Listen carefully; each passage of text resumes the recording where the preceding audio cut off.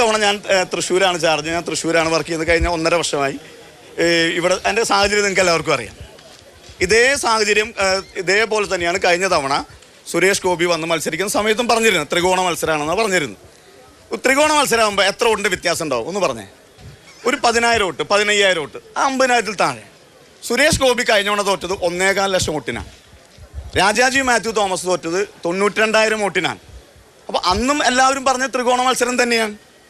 ഇതൊരു മത്സരമായിട്ട് കാണണ്ട. ഇത് ഒരു ദേശീയ തലത്തിലുള്ള മത്സരമാണ്. 2 മുന്നണികൾ തമ്മിൽ മത്സരിക്കുകയാണ്. ഒന്ന് ഇന്ത്യ മുന്നണി മത്സരിക്കുന്നു, അപ്പുറത്ത് NDA മുന്നണി മത്സരിക്കുന്നു. ഇവിടുത്തെ LDF യഥാർത്ഥത്തിൽ പിന്നെ ഇന്ത്യ മുന്നണിയുടെ ഭാഗമാണ്. അപ്പോൾ അത് വിശാലമായി തൃശ്ശൂരിനെ പോലെ ഒരു പൈതൃകമുള്ള ആളുകൾ എന്താ ചിന്തിക്കുക? ഇന്ത്യൻ പാർലമെൻറ്റിലേക്ക് ആരെ കടത്തി വിടണം? ഇന്ത്യയുടെ പ്രധാനമന്ത്രി ആരാകണം? അതിന് പറ്റിയ ഒരാൾ ഇവിടുന്ന് അതിന് പിന്താങ്ങാൻ കഴിയുന്ന ഒരാൾ വരണം. അപ്പോൾ സ്വാഭാവികമായും ദേശീയ തലത്തേക്ക് തെരഞ്ഞെടുപ്പാണ്. അങ്ങനെ വരുമ്പോൾ UDFൻ്റെ സ്ഥാനാർത്ഥി 1 ലക്ഷത്തിൽ കൂടുതൽ വോട്ടിന് ജയിക്കും. അതിനേക്കാൾ കൂടുതൽ ജയിക്കണം എന്നൊരു തീരുമാനം നമ്മളെടുത്തു. ഒരു പ്രത്യേക സാഹചര്യത്തിൽ K. മുരളീധരൻ വന്ന് മത്സരിക്കാൻ അത് ചോദിച്ചൊരു പ്രധാനപ്പെട്ട ചോദ്യമാണ്.